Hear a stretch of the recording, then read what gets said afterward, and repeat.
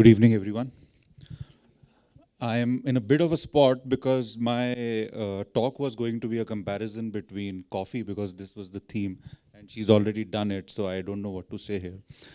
But I'll try my best. So just bear with me and we'll get there together. How many of you have shot a video or an image of the speakers before me today? Or how many of you have shot an image or a video at any such event like today's? It could be a concert, it could be anything. Okay, that's quite a bit of number.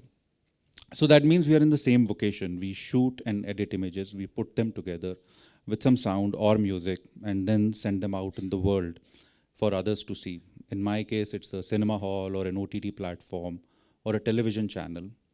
And in your case and mine, on our social media handles. And then we wait for a response, a like, a comment, a favorable box office, a good review, which means what I do is no mystery for you because with your phone, you're already doing that too. But there's one probable difference, and probable is the keyword here because I don't want to come across as presumptuous. The difference is conceiving, imagining the images. So making a movie, very simply put, is conceiving the images or sequence of images and then jotting them on paper, script writing that lowly paid, lowly rated job, and finally shooting those images. Imagining and then using certain tools and technology to bring those imagined moving images into a tangible, watchable form. And that is why I'm not using this screen today for PPT or pointers so that we can all collectively imagine here today. We'll give it a try. We'll go in the reverse order. So first we'll talk about the tools and technology and hardware. So a surgeon needs tools, a carpenter needs tools, a musician, a sculptor, an engineer, an architect. So what is a practitioner's relationship with his or her tools? Any guesses? Have any of you, by the way, ever dealt with a tool? Like a hammer or a chisel? You may not have. Not this generation at least. But there was a film in 1957, it was called The Enemy Below, where a Russian submarine captain battles it out with an American submarine captain. Sometime early in the film, we see the Russian captain talking to one of his subordinates. He says, and I quote, "You don't remember the first war. I was a Fähnrich. Fähnrich means a cadet in German. I was a Fähnrich in the U-boats, and how proud I was. We went out in those little sardine tins, and if we submerged, we couldn't always be sure we'd come up again. Oh, it was a good game we played." The captain would look through his periscope and sight a target, and then he did arithmetic in his head and said, "Torpedo launch." And now you know something. And you know something, sometimes the torpedo won't even leave the tube. And if it did, we were most lucky to hit something. And now I look in the periscope and it gives me the distance and the speed. I pass this information to the attack table and the machinery turns and the lights flash and we get the answer. The torpedo runs to its target and there is no human error in this. They have taken human error out of war. They have taken the human out of the war. War was different then. Now I know war, horrible thing, right? The reason I like this scene is not because it speaks about war, but I was moved by it because of the articulation that it gives you of the relationship between a practitioner and his tool. The practitioner here seems to have enjoyed the tool when there was more scope for human error. So let's enlarge this expression human error a bit. And let's talk about human instinct. Human instinct develops slowly, but lasts a lifetime. But it develops only with errors. Instinct is what separates a practitioner from an amateur, a technician from a hobbyist. And when a gadget lacks precision, practitioner's mind has to hit that precision mark. So, think of a few generations of people before you, how they're dealing with things. And there must have been a massive pride in that. There are very few people who have that finesse, who master that precision with a camera or with a periscope or with chemicals or electricals or legal documents or balance sheets. And just like wars, making movies too is expensive. And it is so for many other industries too. And that is why industries, what happens with time, that the work on evolving the technology to a level where semi-skilled labor can be introduced along with the very, very skilled labor.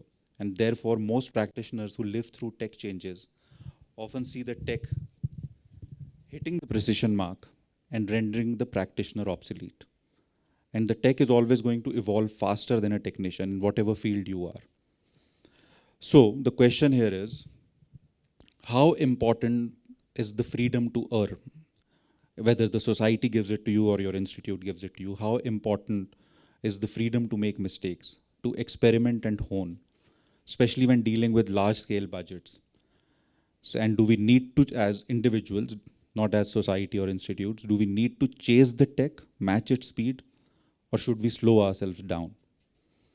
We can all hold that thought together for now in our heads. And now moving in the opposite direction, because I said movies are imagining the images and then using the technology to bring those images to life. Now let's talk about the conception, the imagination.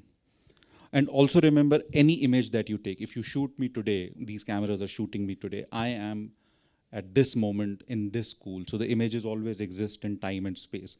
If you took a selfie of yourselves today, you are today in this institute. And when we make movies, and sometimes now even reels, you can place yourself in the past or in the future, depending on how it is. So it is some other time and some other space which could not be present. So that's what audiovisual allows you to do, whether you're marketing through advertisement or making movies, is the time and space. So where does one go to imagine an image or a sequence of it? What source would one dig into? Have you ever imagined a reel in your head before posting it?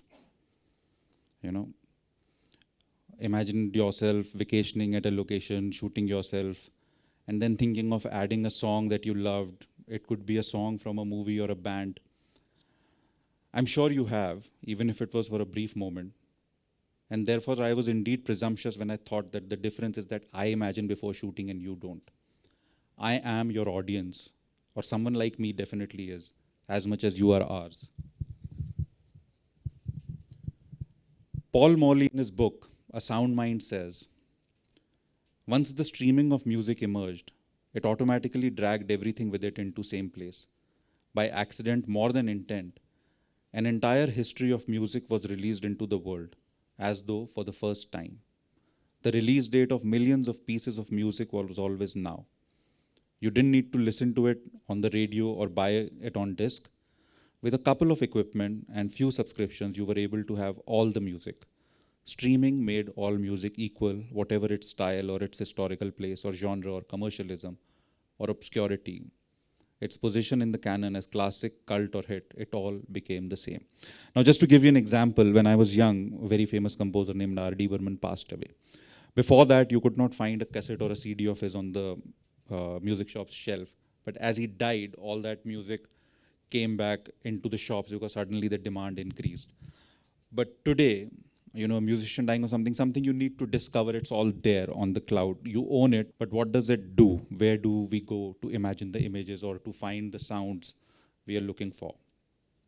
So that's where our images are coming from now. We recycle, refashion, remix, remake. And slowly that's becoming our training. Our training in leisure becomes our training in vocation. We delegate precision. We have borrowed imagination. There have been moments in my life, a lecture like this or a meeting, when there were no camera phones and I could not record that chance meeting or an interaction with someone I looked up to or someone who I was not going to meet again, a celebrity, a hero. Likewise, what if this talk today does not get recorded in any medium, on your phone or on the cameras that the organizers have put here? Or forget this talk. Take any other such event or lecture or concert that you attended. What if it exists only in the minds of those handful of people who attended it with you? What would the metabolism of the mind do to that image, that memory?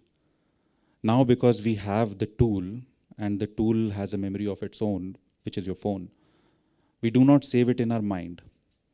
Are our external drives more full of memories than our heads are? Now, how do we stand in front of a Taj Mahal or Eiffel or Niagara or look at anything? Earlier we used to stand like this. Now we do this. So we are more larger in front of anything that we see. We are actually first seeing ourselves, and then the thing is behind us. So if this has started to seem to you that this talk is about how to make your reels or posts better, then it's not the case. It's not even about whether you should use social media or not. No, it's not a sermon. This is a confession. We are all doing the same things. But a few of us are grappling with the question that are we doing the right thing? So what is it that we owe to our minds as technology? So what is it that we owe to our minds as technology makes tools perfect than the practitioner? And artificial memory, not AI, AM, artificial memory becomes more loaded than the human memory.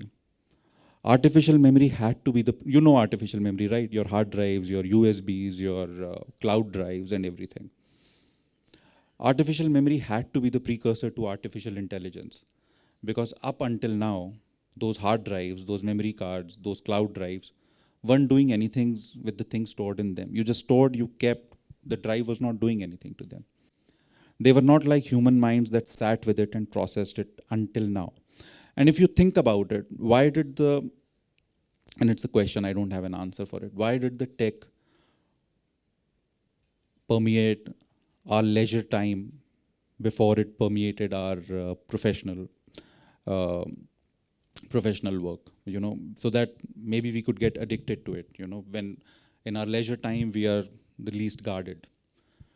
So what would that captain say today who said they have taken human out of the war? He would say, they have taken human out of the equation completely.